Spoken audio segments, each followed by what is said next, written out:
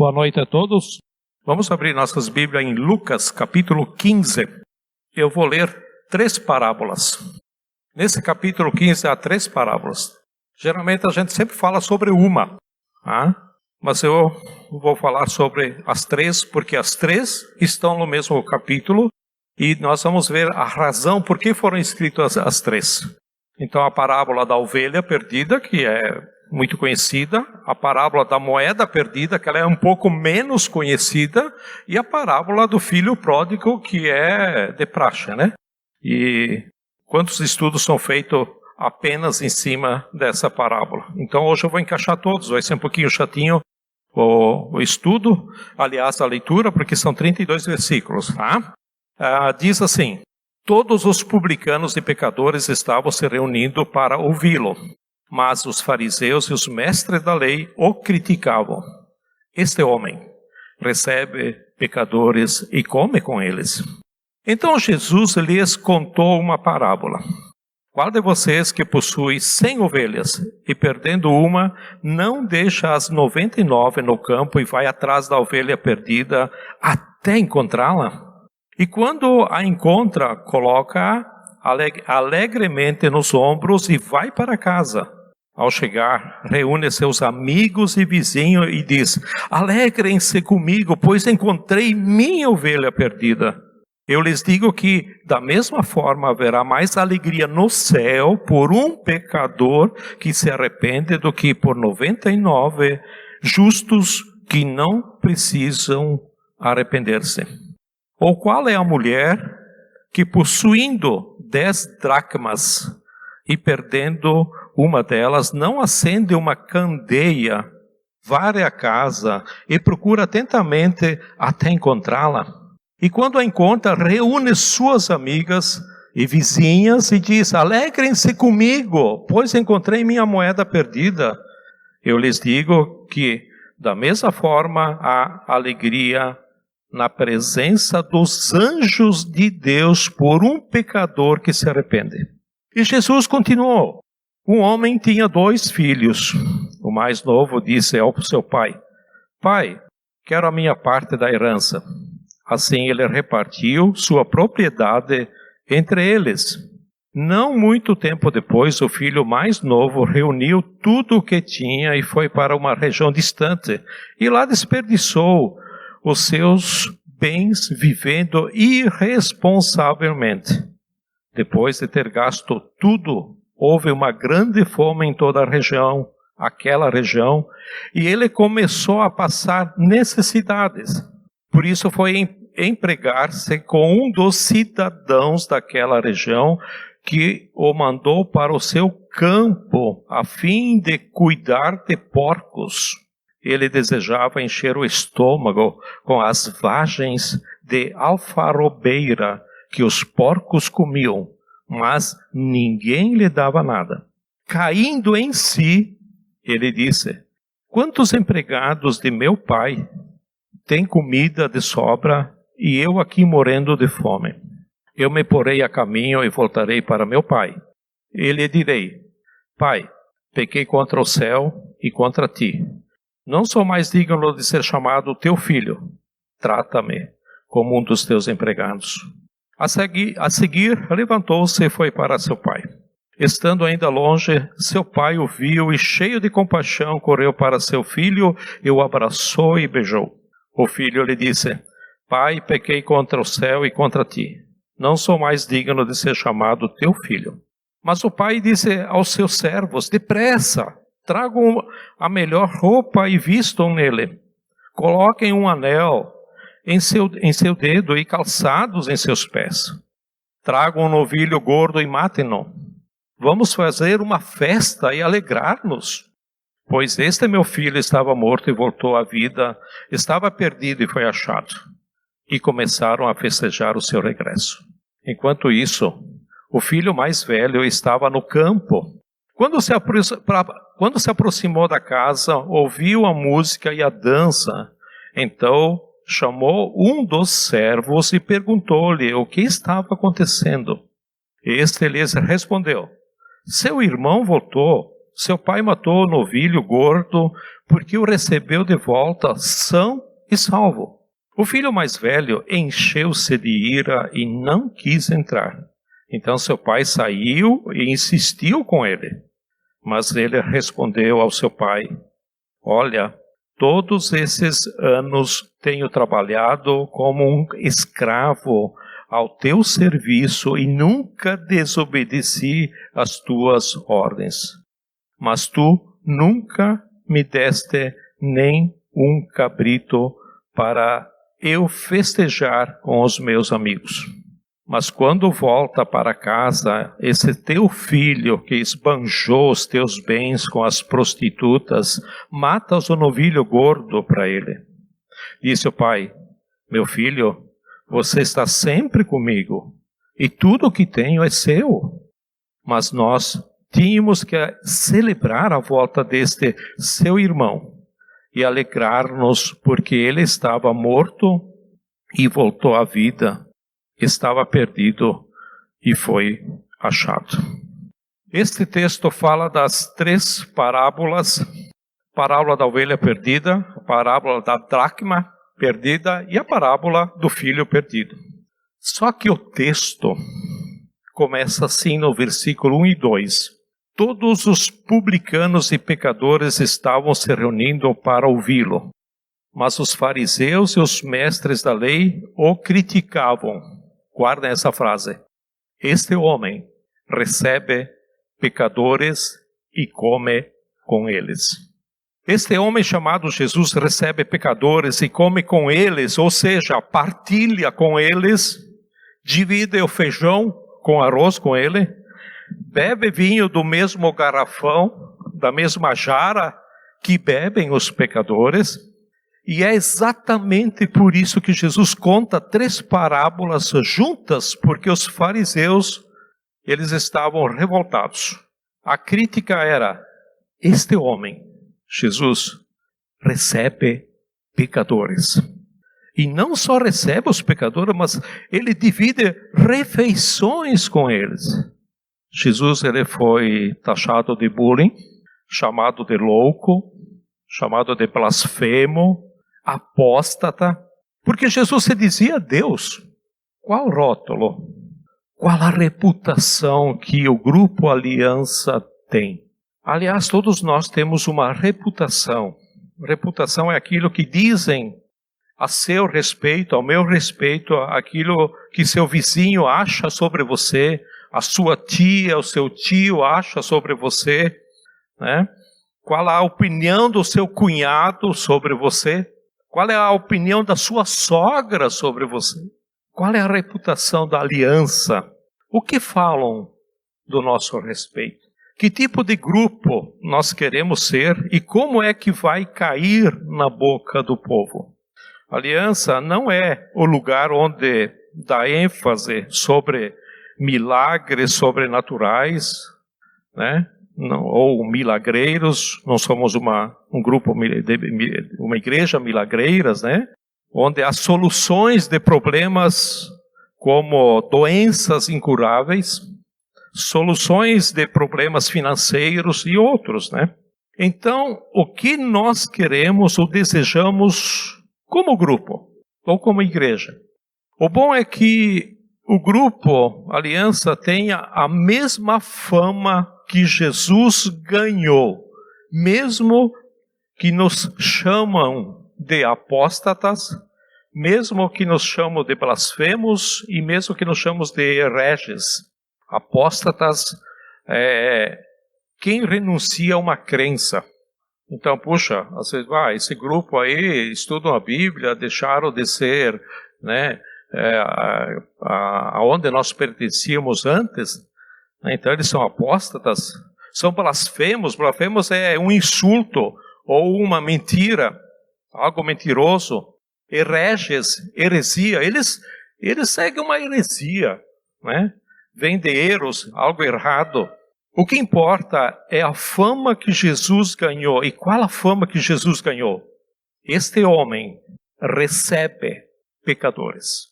Este grupo, ou igreja, não só recebe pecadores, mas partilha da mesa da ceia e da intimidade com pecadores e pecadoras. Assim é que devemos sermos reconhecidos, ou sermos conhecidos. E dá a eles a partilha, né? E partilha bons momentos juntos. Então este homem, Jesus, permite que pecadores entrem na sua intimidade.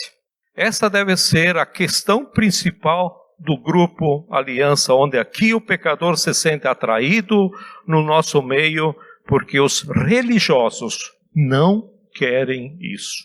E Jesus contou 3 parábolas, porque os fariseus estavam indignados, porque Jesus sentava com pecadores. E as 3 parábolas têm como maior motivo a alegria.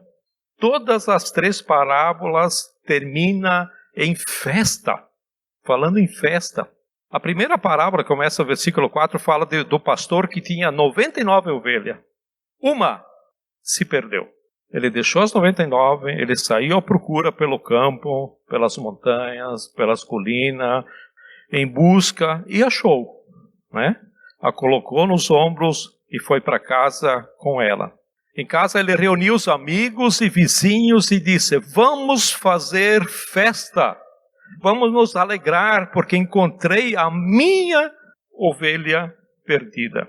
Na segunda parábola, começa o versículo 8, uma mulher perdeu uma moeda, uma dracta, que valia o valor de mais ou menos um dia de trabalho. Então imagina um dia de trabalho hoje, né? Se fosse a nossa realidade aqui, R$100, né? É o que a pessoa cobra, dependendo da profissão, 120, 150, sei lá. E o texto diz que ela varreu a casa e certamente ela virou todos os móveis de perna para o ar, né? De pé, deve ter procurado nas frestas do sofá, até que achou essa moeda que estava perdida. E o texto diz que ela reuniu as amigas e vizinhas para celebrar com ela, porque venham celebrar comigo, porque eu encontrei a minha moeda que estava perdida. A terceira parábola começa no versículo 11. O filho mais jovem do pai, que tinha 2 filhos, chegou para o pai ainda em vida e pediu a herança que tinha como direito, mas essa herança seria após o pai ter morrido, mas ele quis antes. E o texto diz que o pai deu a parte dele e pegou essa parte dele e foi embora para bem longe e lá gastou tudo vivendo irresponsavelmente. E aí veio a fome, né, sobre a terra, ele estava passando fome, e o que deram para ele foi trabalho escravo de cuidar de porcos. E o salário era tão pouco que passava fome, ao ponto de querer encher o estômago com as vagens de alfarrobeira que os porcos comiam, mas ninguém lhe dava nada. Isso está lá no versículo 16. E aí ele se lembrou do pai e o que tinha feito e disse: vou voltar para casa. Vou voltar para casa e dizer para o meu pai que quero ser tratado como um dos seus empregados, porque o meu pai trata os empregados dele com abundância e com fartura. Quando o pai viu o filho chegando, correu em direção dele e o filho disse para o pai 3 frases que ele tinha decorado. Pai, pequei contra ti, pequei contra o céu, não sou mais digno de ser chamado teu filho. E o pai abraçou o filho e disse: vamos celebrar, vamos fazer uma festa, né?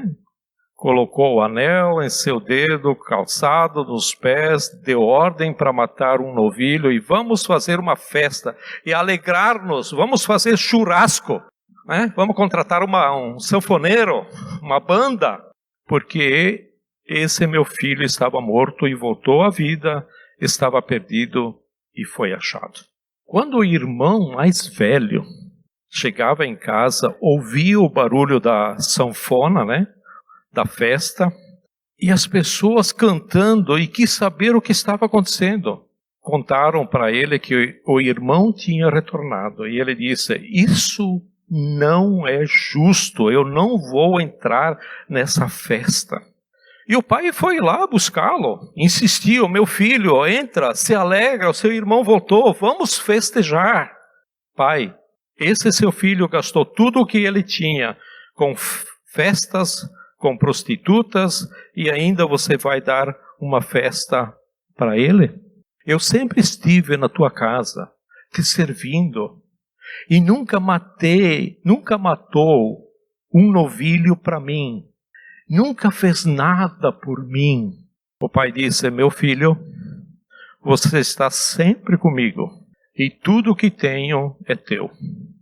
Tudo o que tenho é teu. Você que está aqui, se é cristão, e creio que essa razão que você está aqui é porque você é cristão, e não ouviu essa frase de Deus para a sua vida, você vai viver de campanha em campanha, você vai viver de sacrifício a sacrifício, vai correr de igreja a igreja, até o dia que você ouvir de Deus: meu filho, minha filha, tudo o que tenho é teu. Na primeira parábola, o pastor que saiu procurar a ovelha perdida termina com um tom de ironia, que a justiça de vocês é falsa. Ou seja, os 99 justos, entre aspas, são até mais pecadores do que a ovelha que se perdeu. A segunda parábola, a mulher que perdeu uma moeda, tem uma comparação no versículo 10. A alegria da mulher é comparada à alegria da presença dos anjos. Ou seja, quando a mulher encontra a moeda e junta as vizinhas, as amigas e faz festa, Jesus diz assim: há alegria na presença dos anjos de Deus por um pecador que se arrepende. Onde está a comparação? Num ambiente religioso, tão certinho, tão correto, tão justo, sobra muito dedo apontado para o outro e não sobra alegria. E os anjos de Deus têm alegria, porque os anjos não julgam as pessoas. A terceira parábola é um convite. Tem festa, mas tem um filho que não quer entrar na festa. Está rebelde, está resistente, está se justificando com suas razões. E o pai está pedindo para o filho: entra na festa, porque o reino de Deus é lugar de festa. E as três parábolas lidam com três categorias distintas, né? Então a primeira é um animal irracional que se perdeu. A parábola da ovelha que se perdeu, ninguém é culpado por ela ter se perdido. Mas a responsabilidade é de quem? É do pastor. O pastor está lá. Ele não é culpado, mas é responsável. Nem tudo que me faz responsável que tem que nascer ou ser da minha culpa. Eu sou responsável, porém eu não sou o culpado. A segunda parábola é um objeto que se perdeu. A moeda se perdeu. Agora, a moeda não se perde sozinha. Quem perde a moeda, quem perdeu aqui no caso foi a mulher. São pessoas que perdem moedas, que perdem coisas. Já perdi meu porta-cheque até.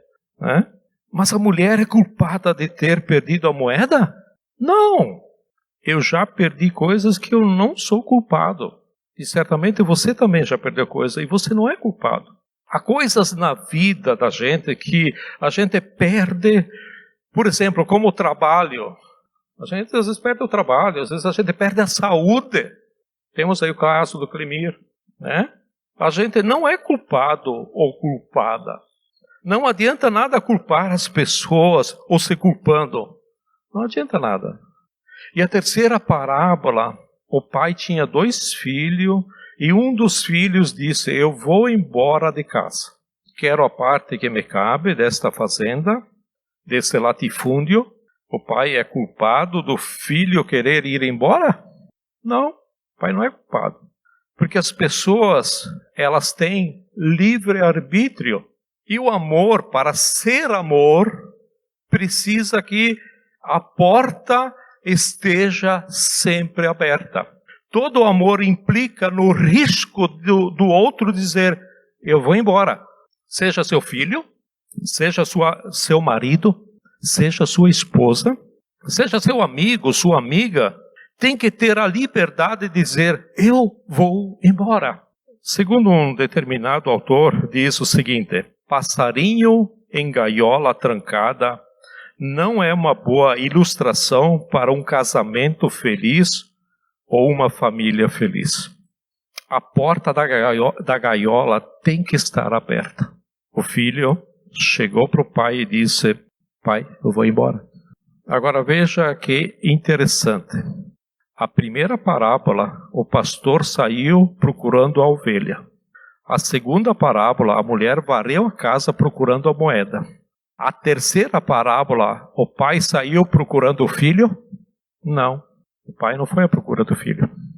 Porque até que o filho caia em si, até que ele perceba e acorde, ou como dizem alguns, até que a ficha cai, né? Não pode ser forçado, não pode ser subornado, não pode ser empurrado, e muito menos encoleirado, botar uma coleira no pescoço, porque o amor não força, não empurra e nem encoleira ninguém. O que essas três parábolas nos ensinam, então?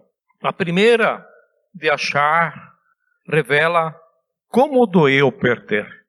Eu só sei o tamanho da dor de quem perdeu pela alegria no dia que acha. Ou seja, este homem só recebe pecadores e pior, ele come com eles até. A mensagem de Jesus com essas três parábolas é: se vocês soubessem o quanto doeu no coração de Deus perder, vocês entenderiam o tamanho da alegria de Deus. Deus não tem alegria no que se perde, Deus não tem alegria no que morre, Deus não tem alegria na injustiça, na maldade, porque fere o coração de Deus. Mas quando uma vida é salva, a alegria de Deus é proporcional à dor da perda. A segunda coisa que a parábola nos ensina é que a dor pode ser secreta, né? A dor pode ser, todas elas nos ensinam isso, né? A dor pode ser secreta, mas uma alegria nunca é secreta. Uma alegria precisa ser partilhada. O pastor sofreu sozinho porque perdeu uma ovelha, mas o dia que ele achou, reuniu os amigos. A mulher perdeu a moeda e ficou triste sozinha em casa, mas o dia que achou a moeda de volta, ela chamou as vizinhas e disse: vamos fazer uma festa. O dia que o pai perdeu o filho, quantas noites esse pai deve ter chorado de madrugada, sozinho, mas o dia que o filho voltou, ele teve que celebrar com uma festa. A tristeza pode ser solitária, mas a alegria, ela tem que ser partilhada. Tem que ser partilhada. Por isso que a gente se reúne, né, comunitariamente, como grupo, né, como igreja. Alguém podia dizer assim: bom, eu fico em casa, reúno minha família, porque Jesus diz: onde que há 2 ou 3 reunidos, aí ele está no meio. A alegria tem que ser em conjunto. Por exemplo, você pode até cantar em casa com a sua família, mas não tem o mesmo impacto quando canta com um grupo, aliança todo, como foi feito hoje, como foi feito domingo passado. A alegria, ela tem que ser contada. Eu vou ilustrar com uma piadinha, se vocês me permitem. E tem uma história de um pastor que mentiu, e esse pastor era pescador, gostava de pescar, e num domingo de manhã acordou doido para pescar. Deu aquele estalo nele, deu aquela ideia dele de ir pescar. E ele telefonou lá para a liderança, para o Fábio, para o Adelar, dizendo que estava doente e que não podia dar o estudo. E foi pescar. Olha, vocês se viram aí com o estudo, porque eu estou doente. Na verdade foi pescar. E sabe a história do pescador, né? Ele chega na beira do rio, né? Jogou um anzol, estava sozinho, curtindo aquela coisa de pescador, e pegou o maior peixe, um baita de um peixe. O sonho de todo pescador.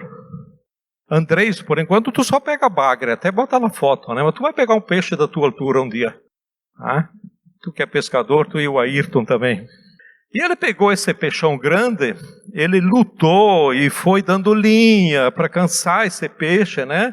Até que conseguiu trazer o peixe na beira do rio. E estava aí cuidando do peixão. E um anjo chegou para Deus e disse: Deus, não é possível.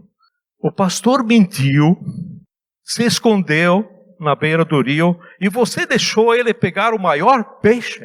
E aí Deus disse para o anjo, né, respondendo assim: ele vai contar isso para quem? Vocês não acharam graça? Ah, agora sim. É que nem história de pescador. História de pescador diz que pegou sempre o maior peixe, né? De vários quilos, de 1 metro, 1 metro um pouco. Aí tu vai ver lá no cestinho dele, o maior é esse tamanho aqui, ó. Mas ele conta por quê? Porque a alegria. Ele foi pescar, ele pegou um chichuricho lá e ele disse que tem 1,20 m. Pegar uns pequenininhos. Alegria. Porque a alegria tem que ser partilhada, tem que ter festa. É isso que essas parábolas nos ensinam. Então, o esforço que a gente faz para achar alguma coisa mostra o valor que a gente dava antes. O pastor tinha 100 ovelhas, perdeu uma. Uma de 100, em porcentagem é quanto? 1%. A mulher tinha 10 moedas, perdeu uma. 1 em 10 é 10%. Um homem tinha 2 filhos e perdeu um. 1 de 2, vocês são bons de matemática, né? É a metade, é 50%. Mas essa ovelha não é uma estatística, é uma ovelha.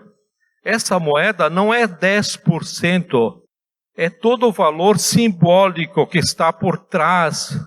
Está o meu suor, está o meu trabalho, está a minha dedicação, a minha saúde. A oferta que você dá aqui, na aliança, no grupo, não representa o valor concreto do dinheiro, mas é o valor simbólico do seu suor, do tanto que você valoriza a obra de Deus através do grupo. Não é porcentagem, é o que está por detrás da porcentagem, que eu destino, ou vou usar uma palavra mais bíblica, ou eu consagro para a obra de Deus. Não é que eu perdi 50% da minha família.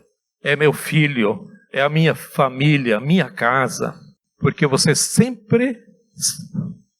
será sempre desatento, desinteressado com o que você não ama. Mas você será sempre zeloso com aquilo que você ama. Seja uma ovelha, seja uma moeda, seja seu filho, seja seu marido, seja sua esposa, seja seu grupo, seja sua igreja. Há um versículo em Provérbios 27:7. Põe na tela, por favor, para não ficar procurando. Quem está satisfeito despreza o mel, mas para quem tem fome, até o amargo é doce. Eu trouxe aqui em outras 2 traduções da tradução Revista e Corrigida, diz assim: a alma farta pisa o favo de mel, mas a alma faminta todo o amargo é doce. Quem está satisfeito? Outra tradução, a transformadora, que a Bíblia transformadora geralmente é o Edgar que usa, que é a última tradução que saiu, né? Diz assim: quem está satisfeito recusa o mel, mas para o faminto até o alimento amargo é doce. Agora, deixa eu falar do filho pródigo. No reino de Deus, o que importa não é a obediência restrita da lei. No reino de Deus, o que importa são os relacionamentos. Por isso que os fariseus estavam incomodados com Jesus, com os pecadores. Ele estava se relacionando com homens não era do agrado dos fariseus. Na parábola do filho pródigo, 2 filhos feriram. Os 2 filhos feriram o coração do pai. Um porque desejou que ele estivesse morto. Ele fez isso pedindo a herança, mas é algo que ele tinha direito depois que o pai tinha morrido. Em outras palavras, é isso. Um porque desejou que ele estivesse morto. E o outro feriu o coração do pai por ser obediente. Eu repito, por ser obediente. O filho disse para o pai: pai, eu tenho trabalhado como um escravo ao teu serviço. Quantos cristãos você conhece que trabalham como escravos para Deus? Só trabalham. E todos esses anos, eu nunca desobedeci às tuas ordens. Quem é pior entre esses 2 filhos? O filho que foi embora, porque pelo menos ele foi honesto e disse para o pai: eu quero e vou embora. Ou o filho que estava dentro de casa com o relacionamento quebrado com o pai, mas obedecendo rigorosamente o pai. Um dia nós vamos estar no céu e vamos comparecer diante do trono de Deus e Deus vai nos dizer assim: Zé, ele vai chamar o nome de cada um de vocês e ele vai dizer o seguinte: sabe aquele zelo que você teve por mim? Aquele todo o rigor que você cobrou de si mesmo? Não era isso que eu queria. O que eu queria era que você me estimasse. Eu queria que você me amasse. Eu queria ter um relacionamento íntimo, pessoal. A segunda coisa da parábola do filho pródigo é os nossos fracassos e derrotas, os nossos pecados. Eles não são ruins, desde que abram os nossos olhos para o que importa. Os seus fracassos, as suas derrotas, os seus pecados da sua vida não são ruins. Para de ficar o tempo todo se lamentando, se culpando, porque eles não são ruins. Desde que abra os seus olhos para o que realmente importa na vida. O texto diz que o menino caiu em si. Está lá no versículo. Tá? Que o menino pródigo, né? Rebelde que saiu lá dando comida para os porcos, ele caiu em si. Ele viu o seu estado de penúria, de miséria. Ele viu o que tinha perdido. Por isso, bendito o pecado. Pecado que me abriu os olhos, que me fez ver pecador. Paulo diz assim: onde abundou ou encheu o pecado, superabundou, superencheu a graça. É isso que ele está querendo dizer. Ainda bem que você caiu. Ainda bem que você fracassou. Ainda bem que você experimentou o amargo da derrota. Porque agora os seus olhos se abriram para a graça, para o perdão, para a vida, para a gratidão. Me mostre um cristão justo, correto, e eu te mostro uma pessoa ingrata. Me mostre um pecador arrependido, quebrantado pelo pecado, que eu te mostro uma pessoa agradecida. Ainda bem que eu bati no fundo do poço, porque agora eu vou voltar para casa com outra estrutura de mente. Ainda bem que eu fracassei, porque agora posso voltar para casa e olhar para o meu pai com outro olhar do que eu tinha antes. Imaginem a vida do filho pródigo depois, porque a vida continuou, né? Ele chegou em casa, teve a festa, certo? A festa acabou. Mas 3 meses depois, a vida continua. Como era a vida desse jovem que saiu de casa e voltou 3 meses depois? Eu tenho certeza que era outra relação com o pai. Uma relação de afeto, uma relação de carinho, uma relação de amor, certamente. Mas porque ele caiu. E por último, tome muito cuidado que é o que Jesus quer nos ensinar nessas 3 parábolas, mas principalmente nessa do filho pródigo. Cuidado para que a sua autorretidão não torne você pior do que as pessoas que você chama de pecadoras. Quer dizer, um religioso caiado, disfarçado, é pior que um pecador que a gente chama ele de sujo. Quando eu comecei esse estudo, eu falei que Jesus contou essas 3 parábolas porque os fariseus estavam revoltados com eles. Revoltados porque Jesus recebia pecadores. E Jesus conta essas 3 parábolas com a intenção de salvar os fariseus do farisaísmo deles. E assim como a história do filho pródigo, o filho mais novo, que gastou tudo, é uma oportunidade do filho mais velho se converter.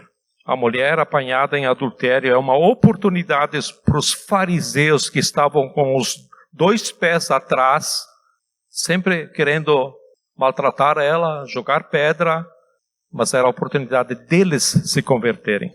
E às vezes, aquele que a gente chama de pecador, na verdade, é um instrumento ou um meio de Deus para que eu, que me chamo justo, ver a maldade que está escondida dentro de mim. Porque o filho mais velho se recusou a entrar em casa, onde aquilo foi uma oportunidade do próprio filho mais velho se converter diante da circunstância do perdão do pai pelo filho mais novo. O pai disse: para com isso, larga dessa tua atitude, muda de ideia, olha um pouquinho mais além. Por isso, para nós aliancistas, aqui é um lugar para receber pecadores. Que sejam bem-vindos e queiram estar aqui. E a presença daqueles que a gente chama de pecadores é uma oportunidade para nós religiosos, eu especialmente, Zé Predebon, descer do meu pedestal, da minha base e dizer: Deus, a minha justiça é trapo de imundícia.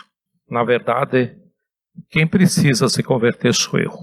E a oportunidade que o Senhor dá é a oportunidade que eu quero ter de ser diferente. Vamos orar? Querido Deus e Pai, quero te dar graças, ó Pai, porque Tu tens cuidado de nós. Quero te agradecer, ó Jesus, porque se não fosse Teu amor, Teu cuidado, a Tua infinita graça, que seríamos de nós? Realmente a Tua palavra diz que as nossas atitudes, os nossos fazeres são trapos de imundícia. Senhor, que possamos enxergar um pouquinho mais além de quando eu me olho e me acho que estou fazendo certas coisas justas, que sou justo, que eu mereço, tanto por comportamento como por atitude, por, sei lá, Senhor, transforma, ó Deus. Nós precisamos ser transformados e que isso venha a ser uma realidade nas nossas vidas. E que possamos olhar para as pessoas que são pecadoras como oportunidade daquilo que o Senhor vai fazer na vida delas. Não só de transformar elas, mas de sermos transformados também, ó Deus. Te damos graças, ó Deus, por aquilo que o Senhor vai fazer em nossas vidas. Esteja abençoando a cada um, ó Deus, que está aqui nesta noite, durante essa semana. E aquelas pessoas que não estiveram também com a gente, ó Deus, por uma razão ou por outra. Esteja com elas, ó Deus. Esteja com elas. Fala com elas, ó Deus, e abençoa. Te pedimos isso e te agradecemos em nome de Jesus. Amém?